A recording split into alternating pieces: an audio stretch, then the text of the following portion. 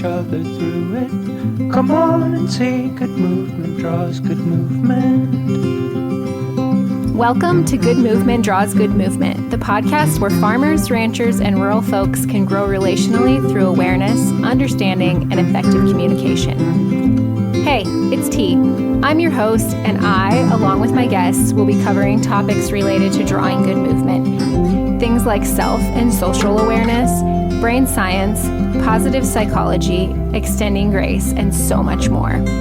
We'll share tools that can help you understand why you are the way you are, why others are the way they are, and how you can use that to step out of self-told lies with grace and compassion to draw good movement in conversations, relationships, and life in rural America. Let's go draw good movement. Welcome back to the Good Movement Draws Good Movement podcast. You know that old saying, sticks and stones may break my bones, but words can never hurt me? I said it the way I used to say it when I was a kid, but that saying I've learned is complete crap. And we're going to get into why that is, why it's complete crap in this episode. But first, if you've been thinking about diving deeper than just this cast pod into your own inner work, you can schedule a free 30-minute call with me where we can connect face-to-face via Zoom and talk about what that might look like for you. Visit the link in the show notes and mention CastPod when you schedule to get 10% off one-on-one good movement guidance. Okay, the saying, sticks and stones may break my bones, but words can never hurt me. It's crap. And it's crap because our brains learn through language. Words wire our brains and nervous systems, and whether that's helpful or hurtful, well, that depends on the words.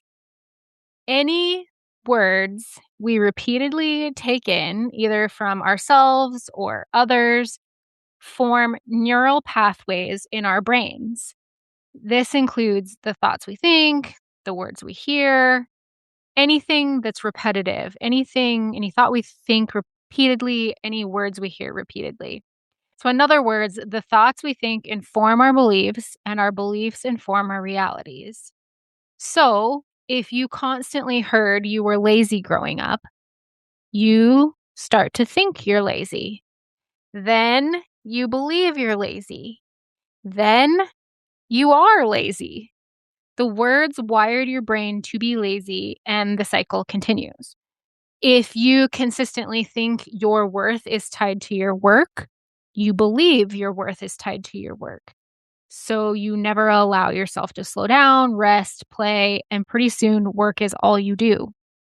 If you tell yourself you're always sick and tired, you'll believe you're always sick and tired, and you will be sick and tired always.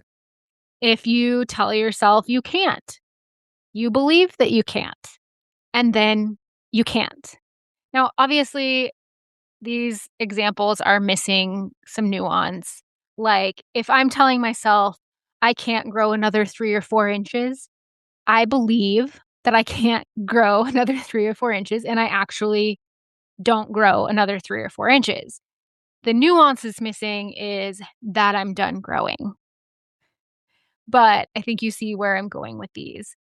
None of these things, whether you heard you were lazy or whatever else it is that you consistently heard growing up that became a thought that you thought all on your own, even if no one was telling it to you, it became your belief, and then it informed your reality.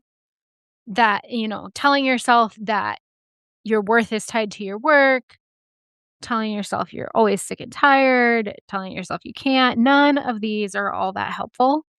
And they don't even take into account the shame that comes with these thoughts and beliefs and eventual realities. So, while sticks and stones can break our bones, words can actually hurt us. And maybe not physically like sticks and stones, but mentally and emotionally and relationally, they can hurt us. they can do so much to keep us stuck in the ruts of the neural pathways that they form. So again, words are not going to physically hurt us, but that doesn't mean that they don't hurt us. So the saying, sticks and stones may break my bones, but words can never hurt me, that's crap. They can. Words can hurt us. The good news is that when we are aware of the way words can hurt us via wiring our brains, we can literally change the wiring thanks to a little thing called neuroplasticity. Neuroplasticity is available to us our whole lives. So it doesn't matter how old we are or how long we've thought the thought, we can change it at any time because neuroplasticity is the function by which we can change our neural pathways. So, using an example from my personal life, for many, many, many, many years, I actually thought this: I can't run the hay feeder. I can't pick up a full load. I can't.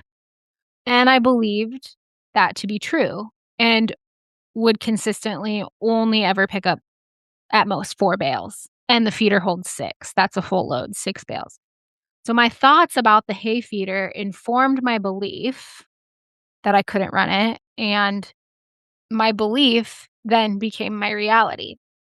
I took like a 5-year break or almost a 5-year break from running the hay feeder. And when I came back to it this last spring, I had changed my thoughts. I thought I could run it. I told myself, I can do this. I can pick up 6. I can do this. I can run this feeder. And I'll be danged if I didn't pick up 6, not once, but twice on that first day back running it. Not to toot my own horn, but toot toot.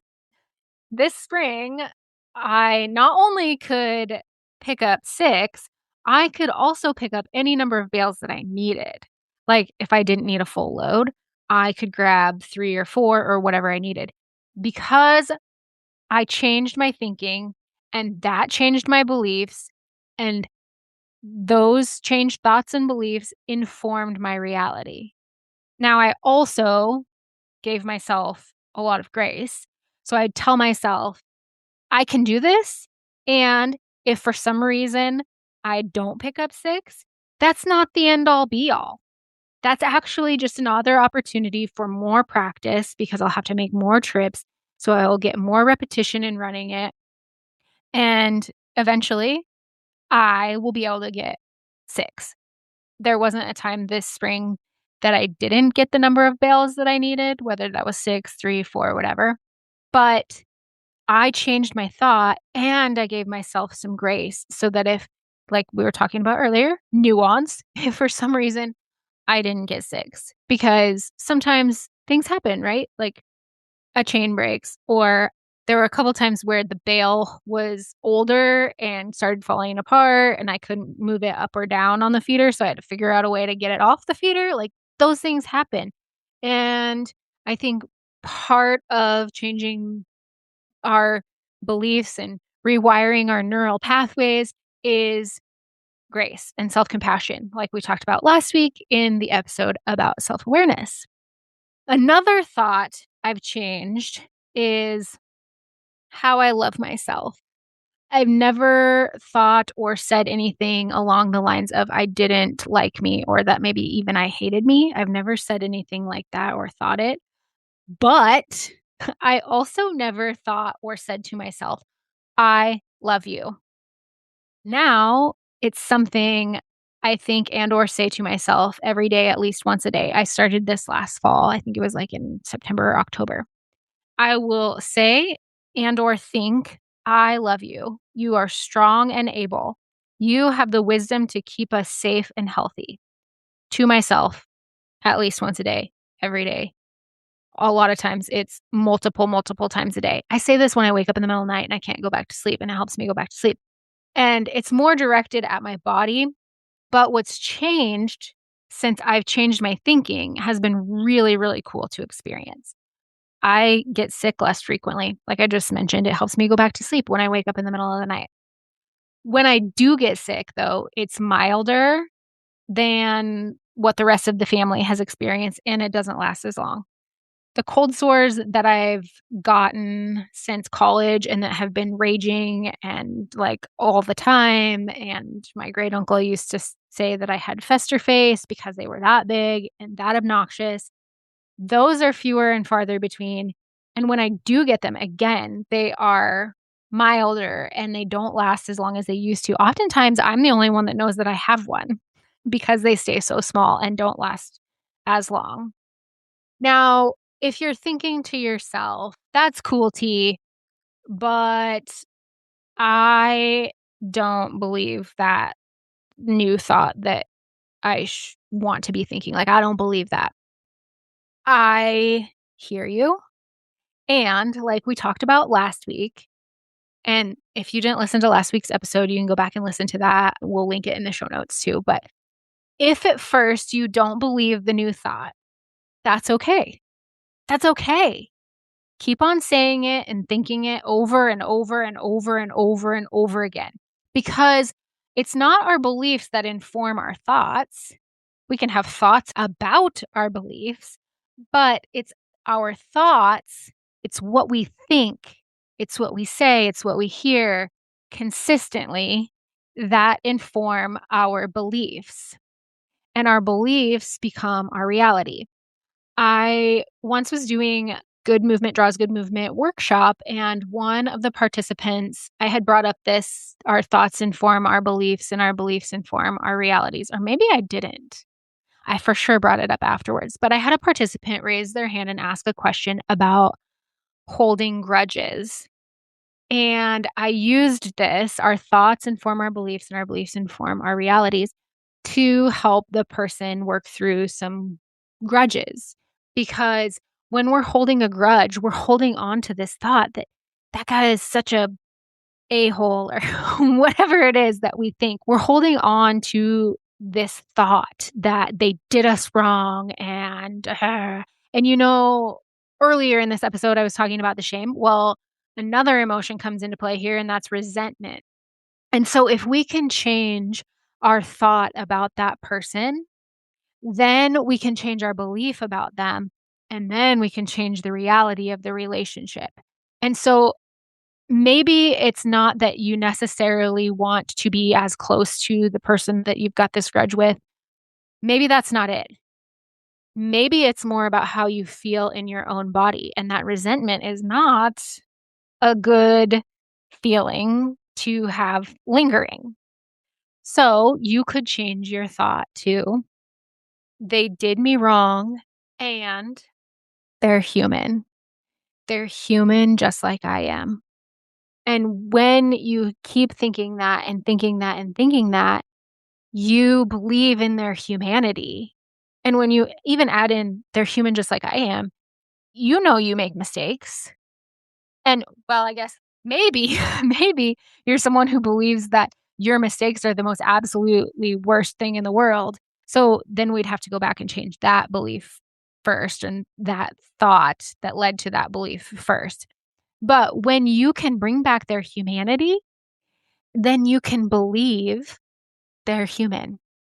They're not without fault. And then that changes the reality of the relationship. Like I said, maybe you're not super close buddy like you may have been. But what changing the thought and changing the belief does for changing your reality is it makes you less resentful. Maybe you let go of that resent fully and you feel better in your body and you're able to be around that person without getting fired up and, So, especially in that case, you're not going to believe the thought at first, the new thought at first. But the more that you think it, the more that you say it, the more it will inform your beliefs and the more that will inform your reality. So, again, sticks and stones, they may break our bones, and words can actually hurt us. If this episode resonated with you and you would like to start changing your reality through the thoughts that you think, you'd like to change your neural pathways and form some new ones, and dive deeper into this inner work, visit the link in the show notes to schedule a free 30-minute call. And don't forget to mention CastPod so you can get 10% off one-on-one guidance. And with that, until next time, draw good movement. Thanks so much for tuning in. I'm so grateful for you. If you found value in this episode, I'd love for you to share with others who might also benefit from tuning in. Share by word of mouth, send it in a text, take a screenshot and post it on social media, or share however you prefer. And if you haven't already, hit the follow or subscribe button so you never miss an episode. Until next time, draw good movement.